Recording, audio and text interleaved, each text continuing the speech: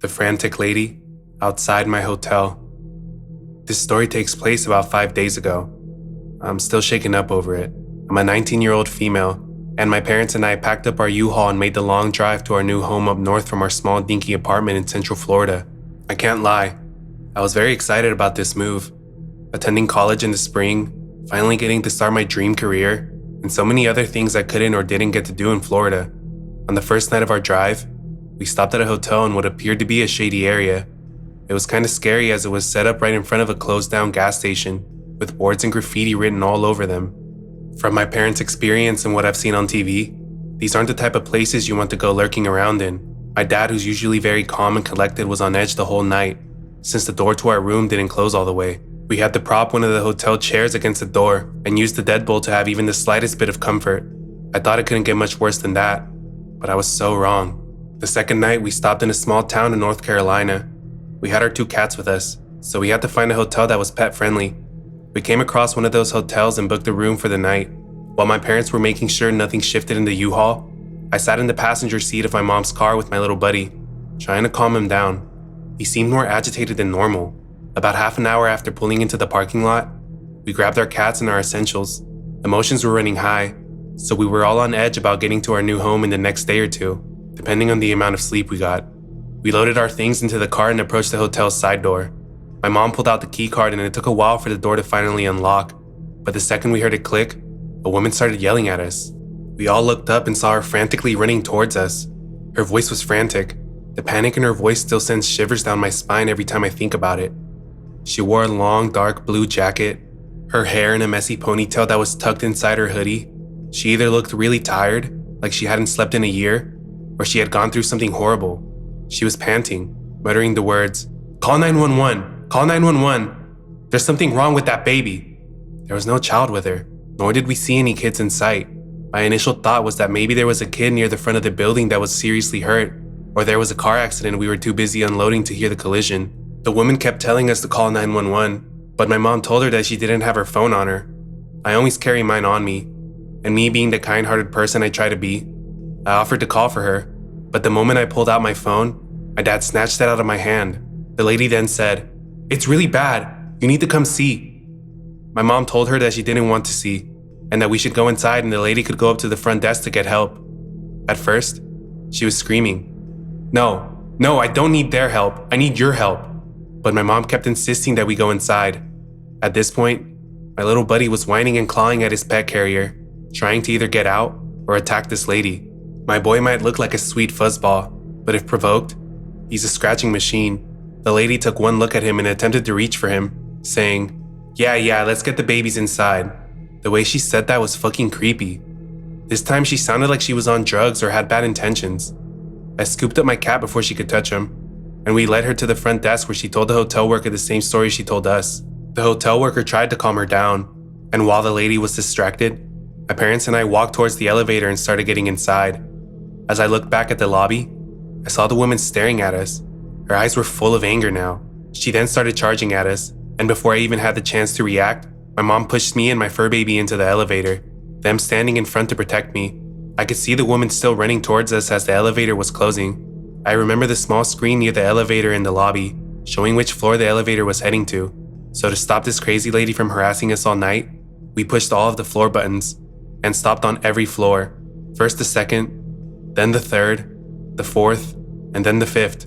After the fifth floor, we pressed the button back to our original floor and quickly piled into the room. Silence. My heart was pounding the entire time. My body started shaking at what just happened. As I got my cat out of the carrier, I heard my mom and dad talking about that lady. My dad speculated that maybe she had mental illness or was on drugs, whereas my mom said she could have been a trafficker with the way she was trying to get us to come with her and see the supposed situation. That's when my heart broke. I try so hard to see the good in people, but at the same time, I try to keep the best distance I can, but it was the first time someone ever approached me. I was so gullible to almost believe her story my guard slipped. I tried to hold back my guilt and fear as best I could, but I ended up breaking down. My mom hugged me saying everything was going to be okay, but no matter how many times she and dad kept saying that, my body continued shaking and my paranoia lasted throughout the night. Even at the slightest creak, I shot up from the bed and looked out to the peephole, thinking the lady had followed us. Luckily, she wasn't there. That night, we all decided we were going to get up at sunrise and reach home before nightfall. No more hotel stops, no more creepy people, and no more shady areas. As we checked out the next morning, the same employee from the last night was there, and we asked her what had happened after we got into the elevator. The worker told us that after that, the crazy lady left in a huff, her hands clenched into fists. But then, the worker revealed a detail that my mind keeps going back to. When she turned to go after us, she saw a syringe in that crazy lady's jean pocket. I don't know if she had already used it, or was planning to use it on me and my family. It makes me wonder what the outcome would have been if my parents had not been there, and if I had given the lady my phone instead of offering to call for her. Would she have sold us into trafficking? Would she have robbed us while we were injected with whatever she was on? Anyway, we made it to our new home 2 days ago, but the fear of that night still eats away at me. It goes to show that no matter how panicked and frightened someone may sound or act, you don't truly know if they're genuinely in trouble, or if they have bad intentions after gaining a random stranger's trust. Please be careful out there, guys. I, unfortunately, had to learn the hard way that not everyone in this world is a good person. I'm just happy to still be alive and safe. I hope I never see that crazy lady again. Friend's creepy religion and the weird sleepover at his house. Okay, folks. This happened to me when I was 14. I'm 29 at the time of writing this. I remember this story from time to time, meaning like once or twice every few years, and it still gets me in a weird mood for some reason. Anyways, I was walking with one of my friends in the city the other day. I tried holding her hand, but then she thought I just bumped into her and apologized, so I was able to recover smoothly. Then I saw a group of kids skateboard past us, and lo and behold, that was the thing that sparked this memory, so I figured I'd write it down. I'm not going to use this real kid's name, so I'll just call him Vinny. I come from a town where people you went to school with in kindergarten were the same kids you graduated with. Vinny moved to our school about halfway through the year. When new kids came to our school, everybody flocked to them. At 14, I was kind of a dork, but also kind of a douche, which made me surprisingly likable to most people. Vinny would always sit by himself during lunch. Something I found amusing about him was that he would get infuriated if people asked if he skated. I took that as a chance to try and piss him off, and it worked. The first time he and I had a class together, I remember the teacher asking him if he had his books yet. He responded with, "My wife never confirmed my school schedule with the front office." I remember everybody thought that was funny. You're 14 years old and you have a wife? He was clearly trying to get one over on the teacher. My friends and I were skating after school, and we saw Vinny. I remember talking to my friends about what he said, and we all became oddly infuriated with this kid. It took some doing, but after about a week of letting him hang out with us, he became one of the boys. One of my buddies asked if we could go sleep at his house on Friday night, under the guise that we took turns staying at each other's houses to skate, play video games, and smoke the green stuff. He looked perturbed, which is something I wish mattered to me back then. But the next day at school, he did say it was okay after asking his parents. My buddies and I rode our bikes to where he lived, with our clothes for the night and our skateboards strapped to our bags. We met his family, who at face value seemed completely fine. Then things got a little weird.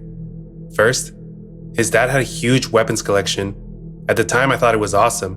He even took us out onto a field in the canal to shoot some of his assault rifles. I know, is that this wasn't cool of him without parents' consent. Next, we met Vinny's wife. Yeah, the girl was real. She was also 26. While we lived in the southern US, even this was taboo. They would like hold hands and stuff. At the time, we thought this was dope. It was like dating a senior when you're a freshman, only he was in high school, and she paid taxes. Things got to a new level of weird when Vinny's dad had his arm around Vinny's mom, and his other arm around the girl that couldn't have been terribly older than we were at the time. Apparently, that was also his wife. We then spent about 2 hours praying with the family in the living room. I was raised Catholic, but couldn't determine which religion they were practicing. Once we finished with that, we went outside to start skateboarding. After a few minutes, his dad came outside and ordered us into the house. Vinny's mother then had us stand in line outside of the bathroom to take a bath. It still skees me out, but I remember we weren't allowed to drain the water from the tub. I was the last one to bathe. Also, all of the mirrors in the house were covered with sheets. I don't know the significance of this. It makes more sense for me to not have mirrors at that point. We were told to go to bed even though the sun wasn't even down yet.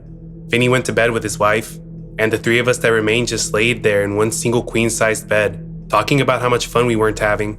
The final straw for the night was having to hear Vinny's parents doing the dirty in the next room. It was almost 11 p.m. when we decided to just get on our bikes and leave. It was dark and we had to ride through some of the bad neighborhoods, but we made it safe to my buddy's house. Vinny's mother would also later call our parents and leave some cryptic messages, which implied trouble. Vinny was pulled from school about a week later and we never saw him again. I don't know what that family was into. Maybe it wasn't creepy at all, and I just didn't understand. All I know is that we felt uncomfortable. I have no issues with religion, but if that was part of their practice, I think it was a little weird. Out of curiosity, I went to find Vinny on Facebook.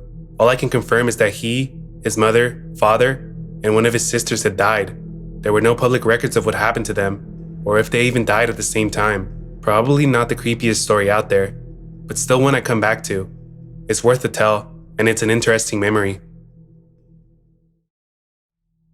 I'll never be able to prove it's him. Trigger warning, physical assault. I'm French, so sorry for my English. My story takes place 2 years ago.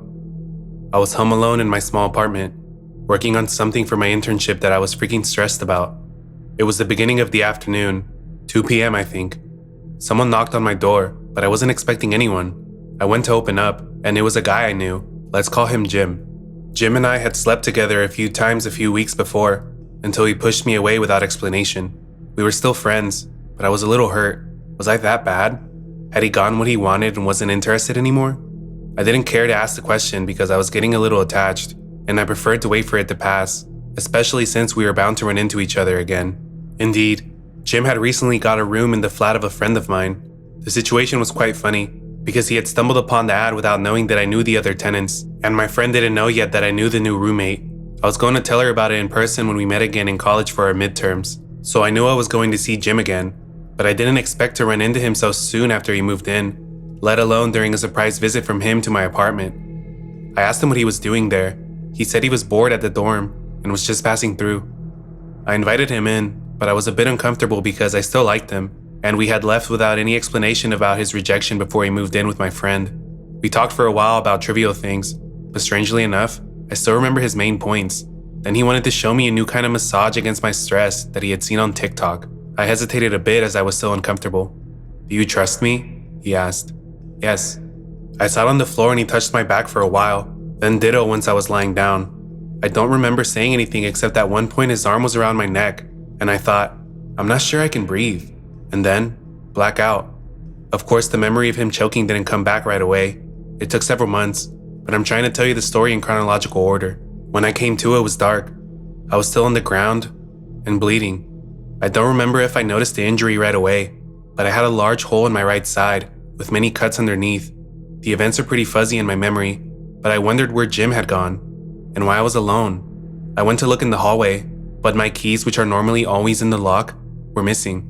I found the spare and looked outside. No one was there. Then I had my first stupid reflex. I thought, I'm hurt. I need to disinfect, and started to take a shower. I think I fell asleep and had nightmares of being tortured and kidnapped in the shower, probably a way for my brain to warn me that something bad was happening. I then looked for my phone, which was also missing from the apartment. I was confused. I decided to go to bed and resume the search after resting. I told myself, if I'm still hurt when I wake up, it must be real. It just seemed very logical in my mind at the moment. When I woke up, my mind was a little clearer, but I was still not totally myself. It was 8, maybe 9 p.m. I think. I was still bleeding. I looked for my phone again and I started to panic as I couldn't find it. I tried to calm down and told myself that I was probably somewhere. I just had to ask someone to call me. I contacted my best friend via messenger through my computer. I still had a hard time unlocking my computer. I couldn't type my code. I think I was still drugged. Luckily, Tom was online. He tried to call me on my phone, but no ringing could be heard in the apartment. I think he figured out that I wasn't in my right mind, because he called me on Messenger to see if I was okay. It was he who gave me the details of our conversation. I have almost no memory of it. I said, if you think you've been hurt, do you call the fire department or the police first? He freaked out and asked me to explain what was going on. I was very confused, but I think he got the gist of it. He asked, did Jim do this to you? I don't know. Maybe. I was still in denial at that point. Tom called the police for me. He couldn't come help me himself because he was studying in another city. And as I waited for the cops to arrive, I began to realize that I had completely messed up the crime scene by touching everything looking for my phone, not to mention the shower and nap. I was still in no pain though. The hole in my side started to hurt when I was taken care of by the paramedics that the cops called when they saw the extent of my injuries. I had to undergo surgery as a result of the assault, It took me months to accept that it was an attempted murder with a knife. I had a hole in my liver, a pneumothorax, and was bleeding a lot. Luckily, my other organs were not affected. While I was in the hospital, the cops came to take my statement and took Jim into custody. I imagine the surprise of my friend and her roommates when they found out that the new roommate not only knew me, but was also accused of assaulting and robbing me. 1 week after the assault, when I got out of the hospital, the first bad news was that the cops had not been able to receive the recordings from the surveillance cameras in my building, which had already been erased because the procedures had been too long.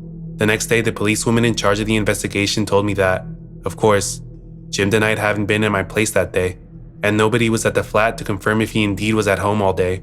That's it for now. Go home to your parents and get some therapy. Great. And then I waited. For a long time.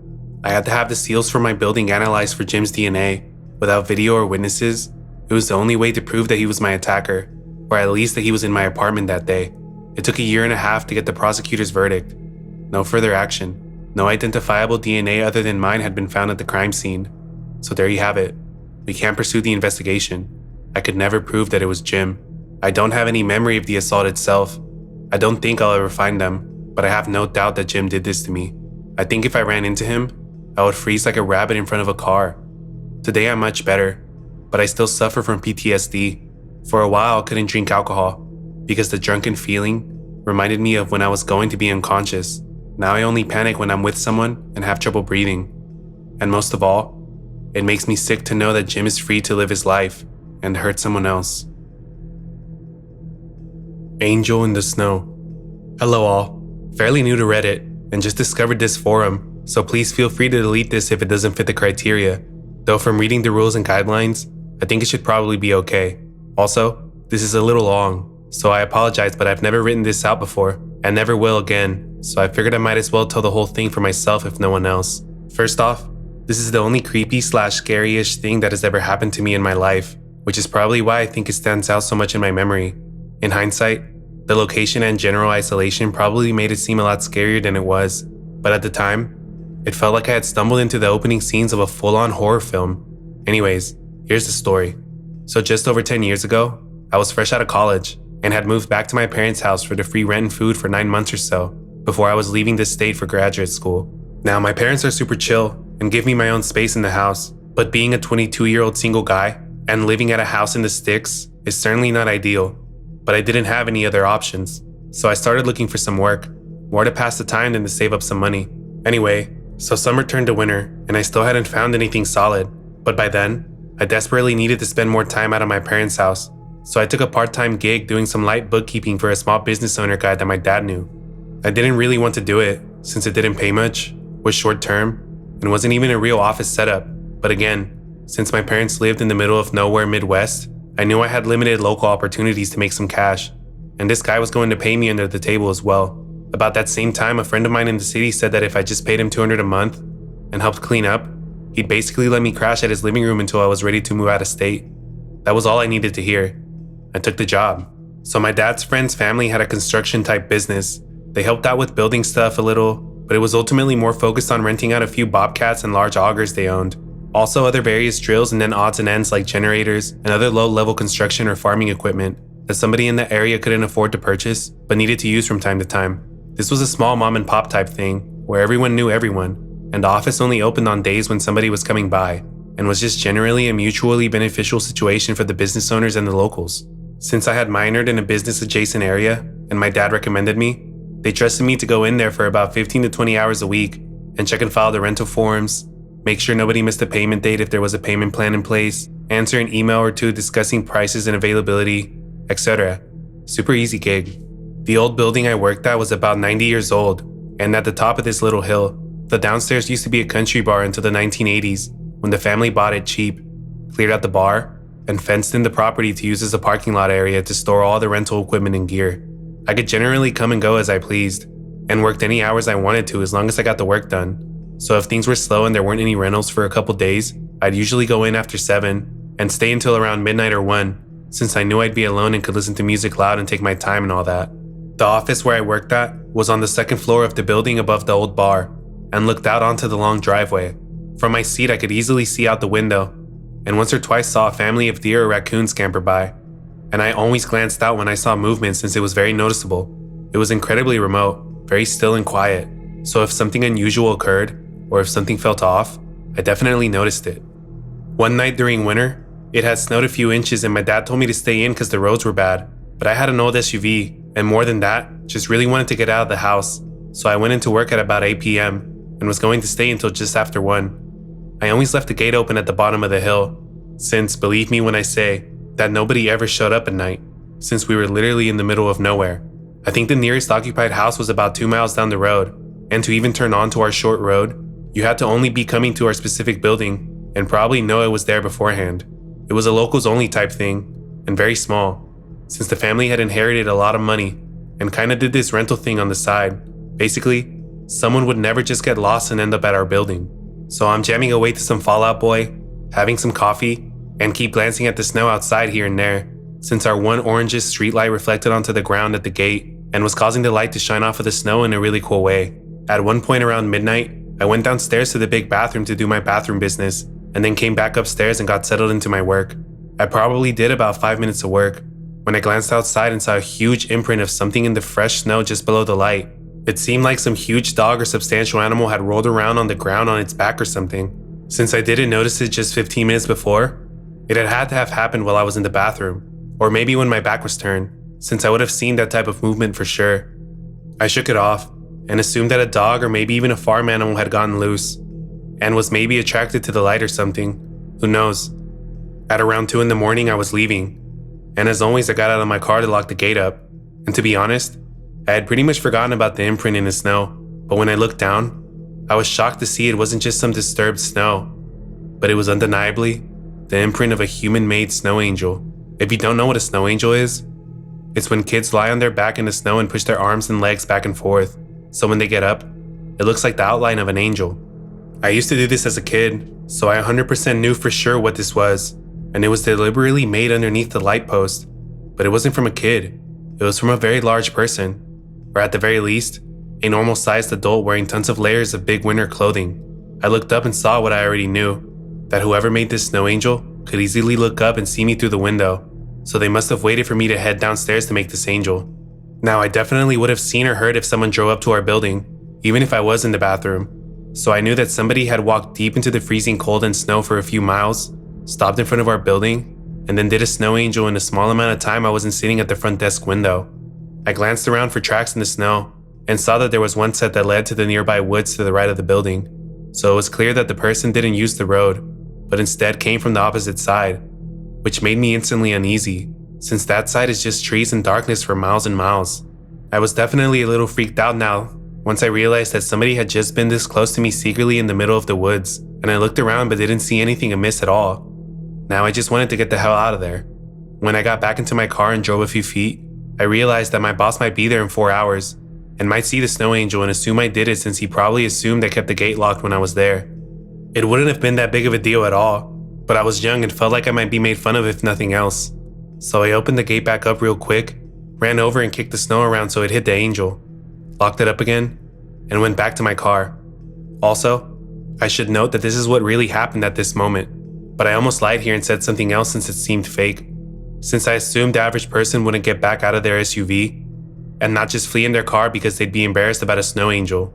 But at the time, I was insecure and cared a lot about what others thought, so unfortunately this is what I did. Also, I wasn't exactly fully terrified at this point, even though it was certainly unsettling.